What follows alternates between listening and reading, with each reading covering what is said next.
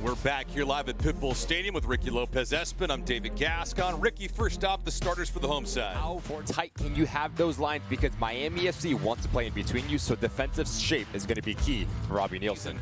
And also snap a big drought. They've lost the last 6 matches against Tampa Bay, dating all the way back to April 9th of 2022 as this contest is underway. Miami moving from right to left on your screen. Tampa Bay, the visitors, will be moving from left to right on the attack. A lot of things that Robbie Nielsen mentioned to us a few days ago on the call. One of them was that he felt like his team deserved a better fate over the course of their first 2 matches. Just had those small lapses that burned them ultimately.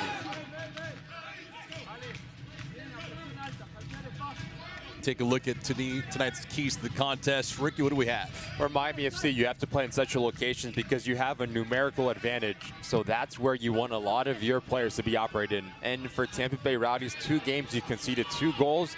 So you need to be compact in your defensive structure. And the way that things opened up last week against Indy 11 was not admirable. An infraction said the 18. Penalty was awarded. Bill Hamid had no chance on it. It's a tough luck loser last week against Indy 11, a 3-1 defeat. But the club themselves got off to a pretty good start on Tuesday. U.S. Open Cup action. They defeated Naples United FC 4-1. Francisco Bonfiglio with the brace in that contest. Speaking of goals in that one, could have the first one of the night, and we do! Campisi came out to cheat, and he was badly burned. Miami in the 2nd minute leads 1-0. Just the start Miami FC was hoping for. Really good recognition from Bonfiglio. Where's the space that there is a high line from Tampa Bay Rowdies is you have to be opportunistic, you have to be adventurous, and a bit of skill as well. Campisi gets caught off of his line, so it's just instinctual. Notice with the outside of his right boot up and over. Having to play on the front foot, where Miami has not been accustomed to this over the first couple weeks of the regular season. Moon here. Tampa Bay last year got off to a completely different start than they did this year. They were unbeaten in their first 7. That included a thorough thumping of Miami FC. This one on goal, Hamid, a good stop and fine recovery there. Redirected his way. It's the first threatening attempt by Tampa. Right side of your screen at the last second just slashes across. Finished 6th in the Eastern Conference a year ago with 50 points. But keep in mind, Ricky, that all that happened, and we had hurricanes going on in Florida. Moon here with the delivery on target. Good stop by Hamid. One thing we've come to expect in USL Championship with Tampa Bay Rowdies is Pacius and Arteaga near the top of the box. A sliver through from Pacius. Oh, with the right foot. That is a splendid goal. Fighting off a defender, tucking it in the left post. We are level in the 31st minute. 1-up. Wants to get it back. He does. Hilton has an open crease, looking for a better lane. Bassett, left side. Arteaga pulls the trigger. Oh, and he just misses that far bar. Top class here from the Tampa Bay Rowdies. Notice the off-the-ball movement, how decisive it is. And I love the patience from Arteaga. No one's going to close down the space. Let me hesitate a little bit so I can open up an avenue to shoot. Trying to have a lot of traffic in front of Bill Hamid. If this is on target, it's in the back of the net. Pulls it just wide. But good action. Nice play by Moon, splitting 2 defenders. A third one, takes a shot on goal, it's deflected, and it goes wide.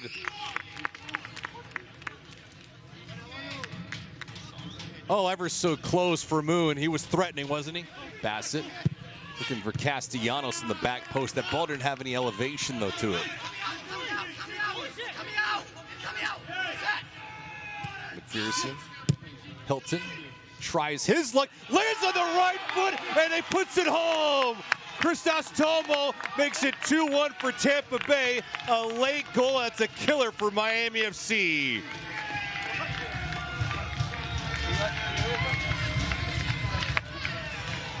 impatient from the Tampa Bay Rowdies. If you do not succeed once, you try again and you recirculate this ball. Information on the pass from MacPherson, and Lewis Hilton just puts it in a dangerous area. Fantastic body position from Crisostomo. They've closed out the opening half strong and in style. Bill Hamid puts that ball in the stands.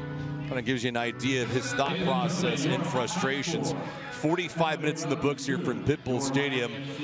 Not 4 weeks old yet. We have 3 matches in regular season of USL that have been played, at least after tonight's conclusion. 1 in US Open Cup, but it does feel like Miami FC is working with some fatigue since they played on Tuesday. No changes for either side. Akinyode had his hands full tonight with Arteaga, but he has been up to the task. Bodily out wide. Bodily with the cross. Hits the trailer. MacPherson for the second time tonight misses a point-blank bid. Rowdies to get in behind Miami.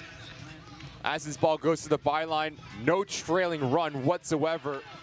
Near set official with the flag down, Gavilanes.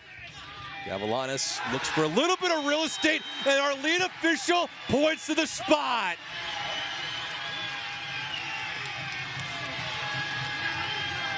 Might be questionable, but Ricky, I will say this as an argument. That is a prime scoring. Well, here we go. Bonfiglio to equalize, and he shakes the shot. Unbelievable in the 68th minute. The one guy you'd love to have in this prime spot doesn't even hit target. Just tries to do too much with it.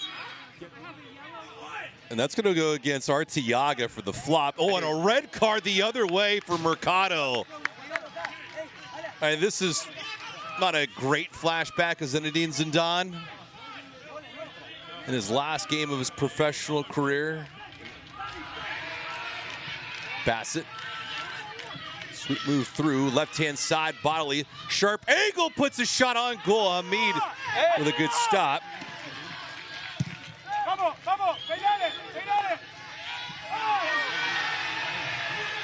Fans wanting contact.